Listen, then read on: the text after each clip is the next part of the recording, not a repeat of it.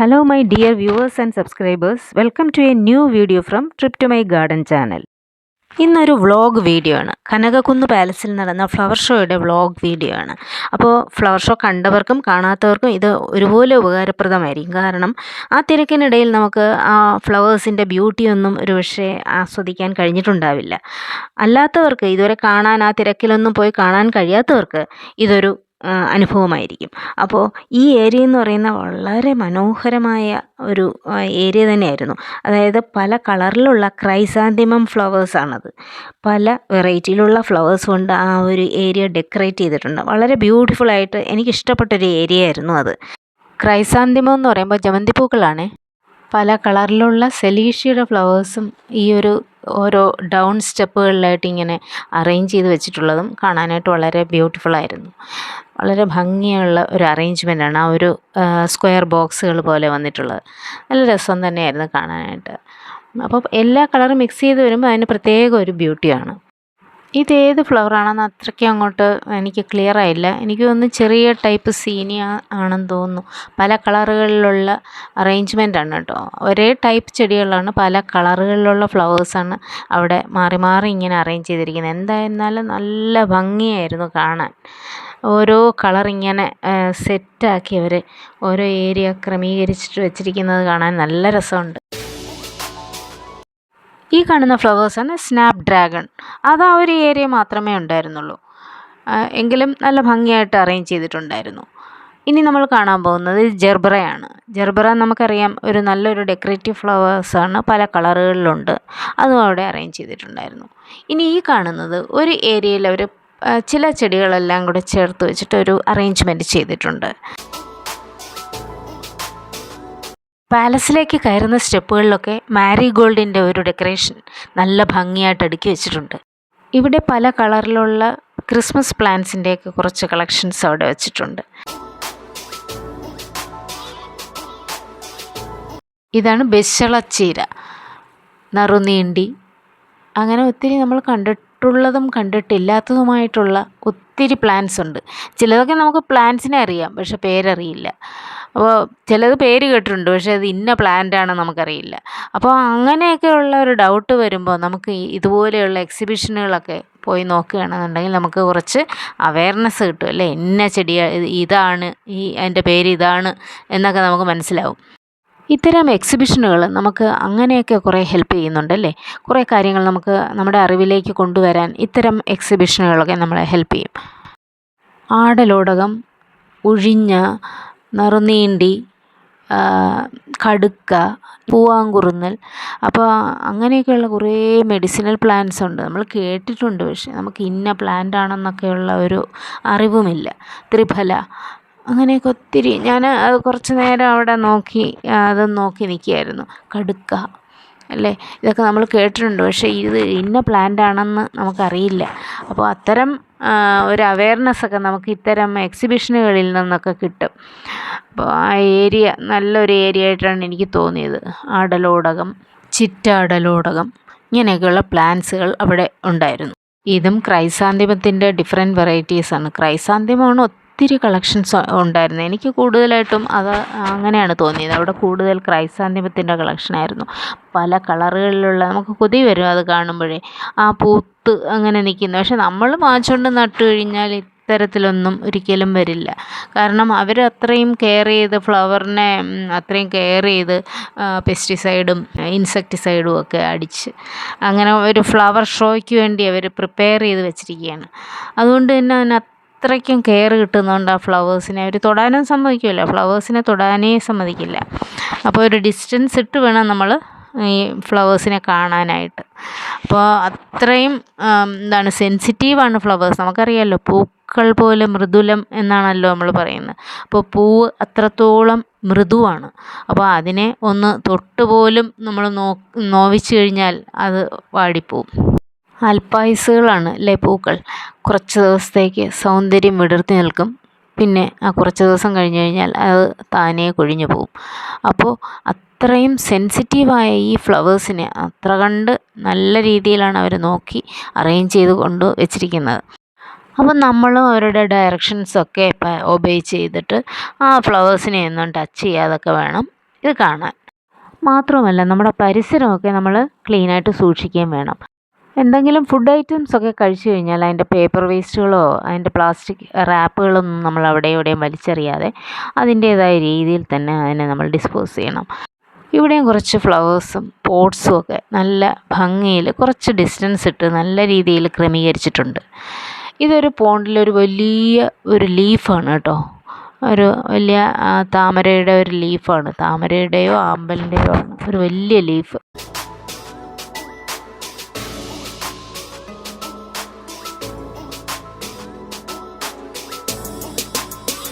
ഇതൊരു ലില്ലി പോലെയുള്ള ഫ്ലവറാണ്.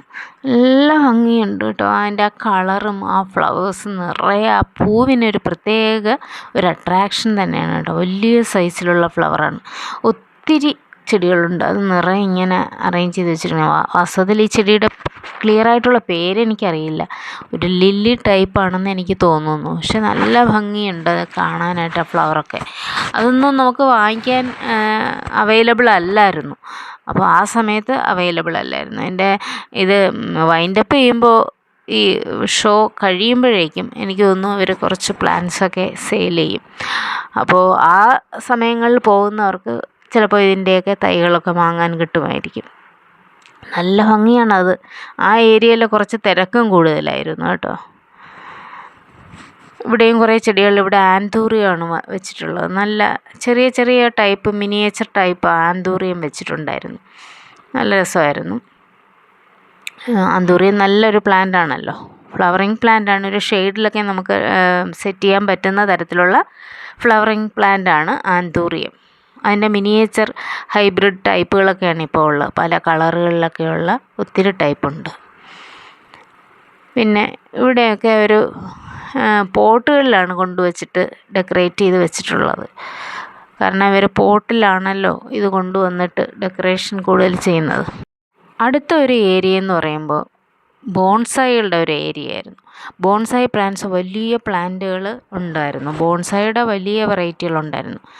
സാമാന്യം വലിയ ചട്ടികളിലൊക്കെ സെറ്റ് ചെയ്ത് വെച്ചിട്ടുള്ള 40-50 വർഷം പഴക്കമുള്ള പ്ലാന്റ്സ്, വലിയ വലിയ ട്രീകളുടെ ഒരു മിനിയേച്ചർ രൂപമാണ് ബോൺസായി എന്ന് പറയുന്നത്.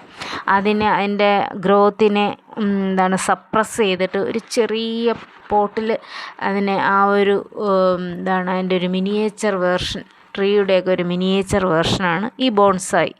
ബോൺസായി കാണുമ്പോൾ നമുക്കൊരു പ്രത്യേകതയാണ് അല്ലേ. കാരണം വലിയ വലിയ വൃക്ഷങ്ങളെയൊക്കെ ആ വലിപ്പം നമുക്ക് തോന്നുന്ന തരത്തിൽ തന്നെ, എന്നാൽ അതിൻ്റെ മിനിയേച്ചർ ഒരു രൂപമാണ് അവർ ഈ ബോൺസായിലൂടെ ഉണ്ടാക്കി വെച്ചിട്ടുള്ളത്. ബോൺസായി എന്ന് കേൾക്കുമ്പോൾ നമുക്കൊരു കൗതുകം തോന്നും. കാരണം വലിയ സൈസിലുള്ള പ്ലാന്റ്സിനെ അതിൻ്റെ ആ രൂപം വലിപ്പം തോന്നിക്കുന്ന രീതിയിൽ തന്നെ, എന്നാൽ മിനിയേച്ചർ സൈസാക്കിയിട്ട് ഒരു ചെറിയ പോട്ടിൽ കുറച്ച് മണ്ണിൽ അതിനെ നല്ല ഭംഗിയായിട്ട് ആ രൂപം മെയിൻറ്റെയിൻ ചെയ്ത് വളർത്തിയെടുക്കുന്നതാണല്ലോ ഈ ബോൺസായികളെന്ന് പറയുന്നത്. അതിനും ഒത്തിരി വയസ്സുള്ള പ്ലാന്റ്സ് തന്നെയാണ്. ആ വളർച്ച, ഇത്രയും വർഷത്തെ വളർച്ചയുള്ള പ്ലാന്റ്സിനെയാണ് അവർ ഇത്രയും മിനിയേച്ചർ രൂപത്തിൽ ആക്കി നമുക്ക് കാണുന്ന രീതിയിൽ നമ്മുടെ മുമ്പിലേക്ക് കൊണ്ടുവച്ചിരിക്കുന്നത്. അപ്പോൾ ഇതൊക്കെ ഒരു കൗതുകം ഉണർത്തുന്ന ഒരു കാര്യം തന്നെയാണ്. അപ്പോൾ നമ്മുടെ ഈ ഒരു ഗാർഡനിങ്ങിലും പ്ലാന്റ് ഗ്രോയിങ്ങിലും ഒക്കെ ഇത്രത്തോളം ഒരു ഇന്നോവേഷൻസ് എന്നൊക്കെ പറയാം നമുക്ക്. അതൊക്കെയാണ് ഈ ബോൺസായിലൂടെ എനിക്ക് തോന്നിയിട്ടുള്ളത്. നിങ്ങൾക്കും അങ്ങനെ ഒരു കൗതുകം തോന്നിയിട്ടില്ലേ ഈ ബോൺസായി കാണുമ്പോൾ? എനിക്ക് വളരെ കൗതുകം തോന്നിയിട്ടുണ്ട്. ഞാൻ അതുകൊണ്ട് എൻ്റെ ഗാർഡനിൽ ചില പ്ലാന്റ്സിനെയൊക്കെ ബോൺസായി രൂപത്തിൽ വളർത്താനുള്ള ചില സ്റ്റെപ്സൊക്കെ ഞാൻ ചെയ്തിട്ടുണ്ട്. അപ്പോൾ ബോൺസായി ക്രിയേറ്റ് ചെയ്യാന്നുള്ള ഒരു ചാലഞ്ച് തന്നെയാണ്. കാരണം ചെറിയൊരു പോട്ടിൽ കുറച്ച് മണ്ണിൽ ആ ഒരു പ്ലാന്റിൻ്റെ ഗ്രോത്തിനെ അറസ്റ്റ് ചെയ്യിപ്പിച്ചിട്ട്, എന്നാൽ അതിൻ്റെ ആ ഒരു രൂപം നിലനിർത്തിക്കൊണ്ട് ഇത്രയുമൊക്കെ ഉണ്ടാക്കുക എന്ന് പറയുന്നത് ഒരു വലിയ സബരിയാണെന്ന് തന്നെ നമുക്ക് പറയാം. ഒരു ചെറിയൊരു കാര്യമൊന്നുമില്ല. വളരെ കഷ്ടപ്പാട് ഇതിൻ്റെ പിന്നിലുണ്ട്. അതുകൊണ്ട് തന്നെയാണ് അതിന് 40-50 വർഷമൊക്കെയുള്ള പ്ലാന്റിന് അത്രയേറെ വിലകൾ ചോദിക്കുന്നത്. ഇനി അടുത്ത ഏരിയ എന്ന് പറയുമ്പോൾ നമുക്കറിയാം പീസ് ലില്ലിയാണ്. നല്ല ഗ്രീൻ, ലഷ് ഗ്രീനാണ് അതിൻ്റെ ആ ലീഫിന്. അതിൽ ആ ഒരു വൈറ്റ് ഫ്ലവറും കൂടെ വരുമ്പോൾ ഈ ഒരു പ്ലാന്റിന് വളരെ വാല്യൂ ഉള്ള പ്ലാന്റ് തന്നെയാണ്. ഇൻഡോർ പ്ലാന്റുകളിൽ വൺ ഓഫ് ദ ബെസ്റ്റ് പ്ലാന്റാണ്. മാത്രമല്ല ഒരു എയർ പ്യൂരിഫയറും കൂടെയാണ് ആ പ്ലാന്റ്. പിന്നെ ഈ ഒരു സെക്ഷൻ എന്ന് പറയുമ്പോൾ ഓർക്കിഡിൻ്റെയൊക്കെ സെക്ഷനാണ്. പലതരത്തിലുള്ള ഓർക്കിഡ് പ്ലാന്റ്സുകളൊക്കെ അറേഞ്ച് ചെയ്ത് വെച്ചിട്ടുണ്ട്. ഓർക്കിഡും നല്ലൊരു പ്ലാന്റ് തന്നെയാണല്ലേ. വളരെ slow growing and slow flowering ആയിട്ടുള്ള ഒരു പ്ലാന്റ് വെറൈറ്റിയാണ് ഓർക്കിഡ്സ് എന്ന് പറയുമ്പോൾ. അപ്പോൾ അതിൻ്റെ ഒത്തിരി കളക്ഷൻസൊക്കെ ഉണ്ടായിരുന്നു, ഒത്തിരി കളക്ഷൻസൊക്കെ വെച്ചിട്ടുണ്ട്.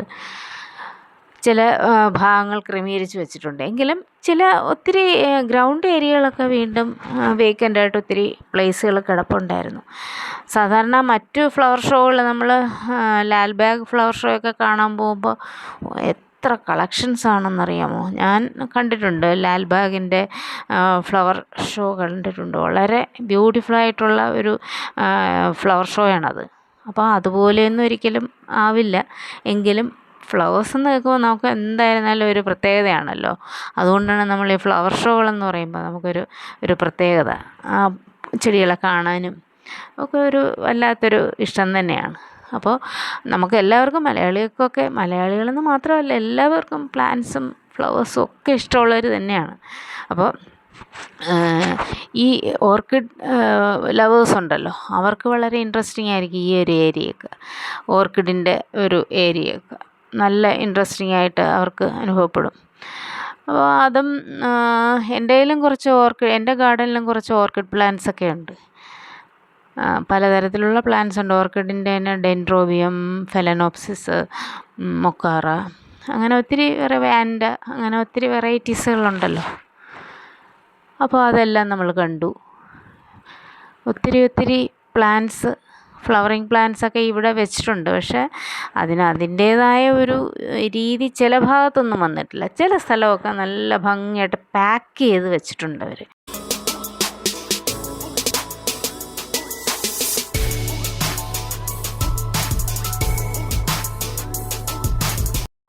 ഇനി ഈ കാണുന്നത് ടൊറേനിയ പ്ലാന്റ്സ് ആണ്. ടൊറേനിയ പ്ലാന്റ്സ് തന്നെ പല കളറിലുണ്ട്. നല്ല പിങ്ക് ഉണ്ട്, ബ്ലൂ ഉണ്ട്, വൈറ്റ് ഉണ്ട്, യെല്ലോ ഉണ്ട്. പക്ഷേ അതിൻ്റെ ഒന്നും വലിയ കളക്ഷൻസ് ഒന്നും ഞാൻ കണ്ടില്ല. അപ്പോൾ ഇനി അടുത്തത് നമ്മൾ കാണാൻ പോകുന്നത് സക്കുലൻസ് ആണ്. സക്കുലൻസ് നമുക്കറിയാമല്ലോ, നല്ല രസമാണ് ആ പ്ലാന്റിനെ കാണാനായിട്ട്. ഈ ഭാഗത്ത് വളരെ കുറച്ച് പ്ലാന്റ്സാണ് അറേഞ്ച് ചെയ്തിട്ടുള്ളത്. അധികം അറേഞ്ച്മെൻ്റ് ഒന്നും ഇവിടെ ഇല്ല. ഒത്തിരി ബ്ലാങ്ക് സ്പേസുകൾ കിടപ്പുണ്ട്. ഒത്തിരി നല്ല പ്ലാന്റ്സ് കൊണ്ടൊക്കെ ഇവിടെ അറേഞ്ച് ചെയ്യാമായിരുന്നു എന്ന് എനിക്ക് തോന്നി. നല്ല കളർഫുള്ളായ പ്ലാന്റ്സും കൊണ്ട് നമുക്ക് ഇവിടെയൊക്കെ അറേഞ്ച് ചെയ്യാമായിരുന്നു എന്നെനിക്ക് തോന്നി. ബാംഗ്ലൂർ ഫ്ലവർ ഷോ ഒക്കെ കാണുമ്പോൾ നമുക്ക് ഒത്തിരി കളക്ഷൻസാണ്, ഒത്തിരി വെറൈറ്റി പ്ലാന്റ്സിൻ്റെ കളക്ഷൻസ്, നമ്മൾ കണ്ടിട്ടില്ലാത്ത തരത്തിലുള്ള പ്ലാന്റ് കളക്ഷൻസൊക്കെ നമുക്ക് കാണാനായിട്ട് സാധിക്കും. പിന്നെ ഇവിടെ ഒരു മിനിയേച്ചർ ഫ്ലവർ ഷോ എന്നുള്ള രീതിയിൽ നമുക്ക് കാണാം എന്നുള്ളതാണ്. ബാംഗ്ലൂർ ലാൽബാഗിലെയും ഊട്ടിയിലെയും ഒക്കെ ഫ്ലവർ ഷോ വളരെ സൂപ്പർബാണ്. നമുക്കത് കാണാനൊരവസരം കിട്ടിയാൽ നിങ്ങൾ എന്തായാലും അത് കാണണം കേട്ടോ. ഇത് നമ്മുടെ ക്രിസ്മസ് പ്ലാന്റുകളാണ്. കളർഫുള്ളായിട്ടുള്ള ലീഫുകളാണ് ഈ ഒരു പ്ലാന്റിൻ്റെ സവിശേഷത. അത് ഒരു ഏരിയയിൽ നല്ല രീതിയിൽ അവർ വെച്ചിട്ടുണ്ട്. അതെനിക്കിഷ്ടപ്പെട്ട ഒരു ഏരിയ ആയിരുന്നു. ഇവിടെ ഫോട്ടോയും വീഡിയോ ഒക്കെ എടുക്കാനായിട്ട് ആൾക്കാർ തിരക്കുന്നുണ്ടായിരുന്നു. പല കളറുകളിലുള്ള ക്രിസ്മസ് പ്ലാന്റ്സ് അവിടെ അറേഞ്ച് ചെയ്തിട്ടുള്ള വളരെ ബ്യൂട്ടിഫുള്ളായ ഒരു കാഴ്ചയായിരുന്നു. അപ്പോൾ ഇന്നത്തെ ഈ ഒരു വ്ളോഗ് വീഡിയോ നിങ്ങൾക്ക് ഉപയോഗപ്പെട്ടിട്ടുണ്ടോ എന്ന് നിങ്ങൾ കമൻറ്റ് ചെയ്യുക. നമുക്കൊരു പുതിയ വീഡിയോയിൽ വീണ്ടും കാണാം.